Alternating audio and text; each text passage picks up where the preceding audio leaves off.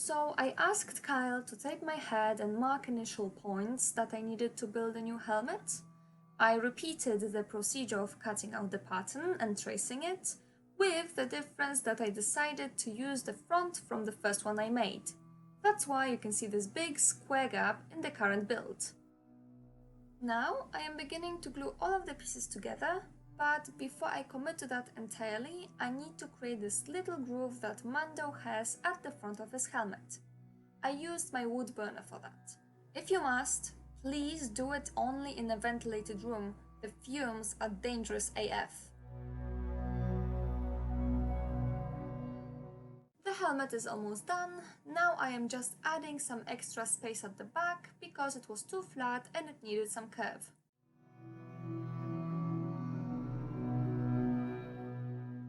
And voila, base is almost done and that's how it looks. Please appreciate my amazing posing skills in my tiny workshop. Now I am repeating the process of adding some foam clay to weaker points of my helmet.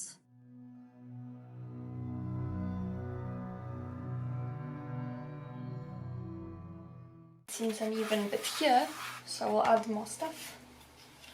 Also made it more round anyway, because it wasn't as round. And yeah, just making it smooth and pretty. Here I am trying to even out some irregularities on the helmet and make it more round and even at the back.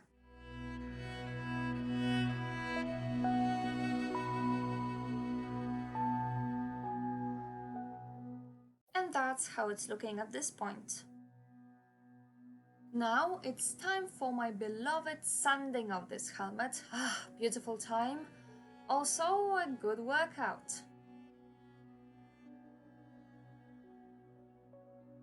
So I measured the helmet and estimated how big this should be. Then I used the prints. Well, then I screenshotted it and put the measurements in a program and printed the screenshot in a proper kind of measurements so it fits. And now I will be working on my details.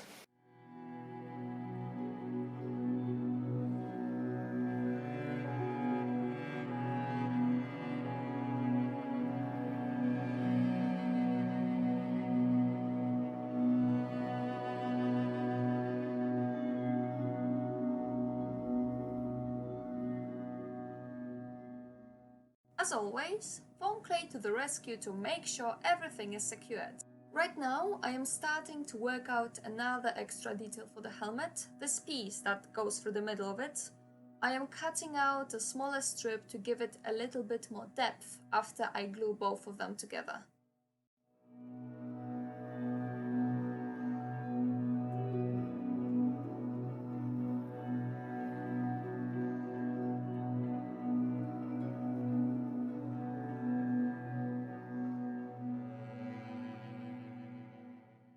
I'm working on the extra foam for the side pieces I had already prepared.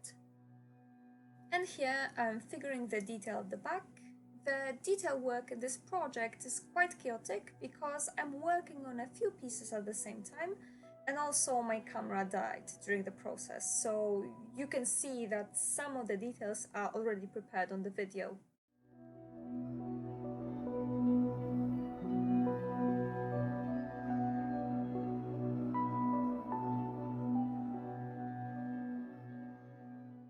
The final work on details begins, cutting, adjusting and gluing all of the pieces together.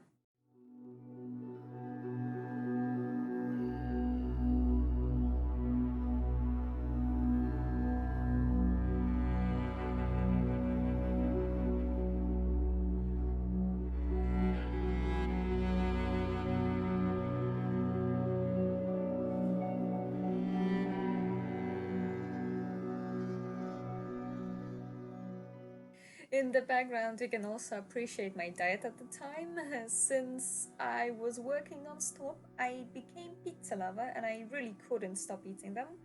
This is a common problem in our community. We don't eat well while crafting new costumes.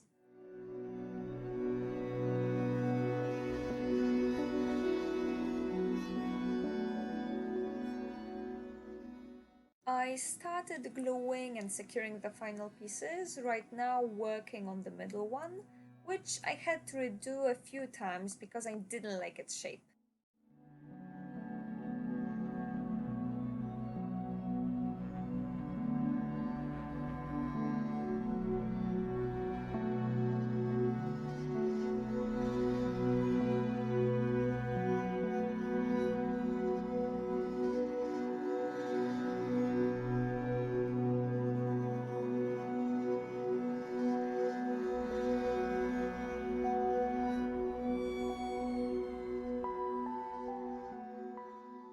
My typical struggle was that the head would fall off the table, and at this point I've had enough.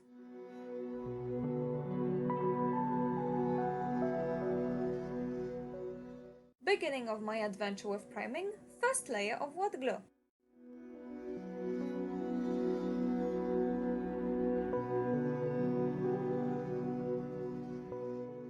Things stray fast outside, duh, so I primed my Mando and other projects at the same time.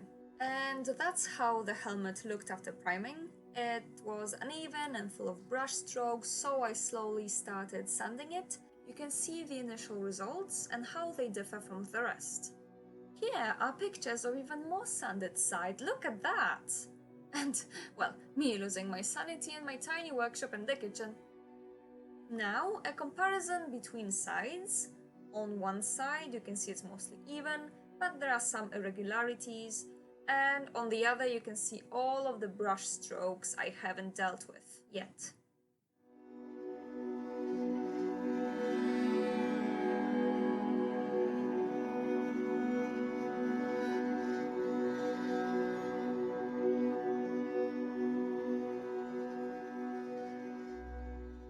Now, time for some priming again.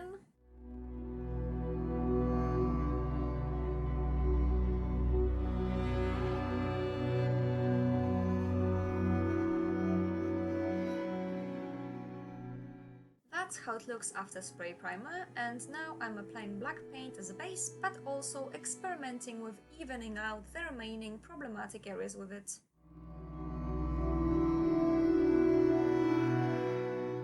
This obviously has created some brush strokes, so I still decided to sand it down a bit to ensure it's smooth and pretty, and that's how it looked afterwards.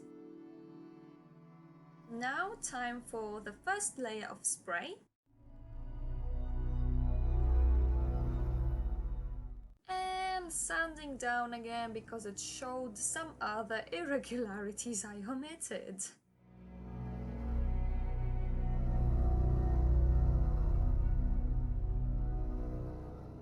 Look how cool it is now. I just loved this damaged look, but this is not how Beskar should be, so time for another layer of spray!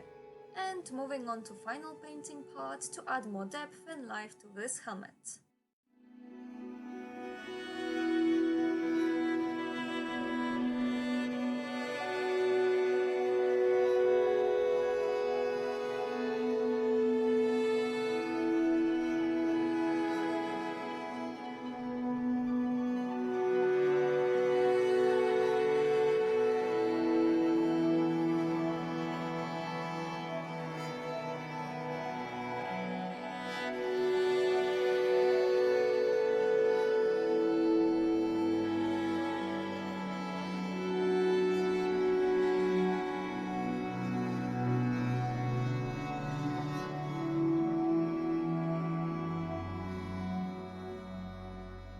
This is how it turned out before and after some shiny varnish.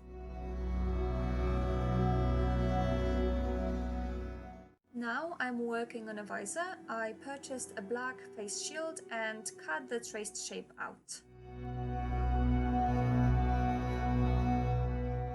Here you can see the difference between sanded side and non-sanded side. If I hadn't sanded it, I could have injured myself, so this is an important part of the process. Now I admit, I listened stupidly to some tutorial and used the super glue instead of my trusty contact cement, and this is how the foam and plastic reacted. I was furious, and I hoped to save it with manicure remover, and luckily it worked enough to repair it.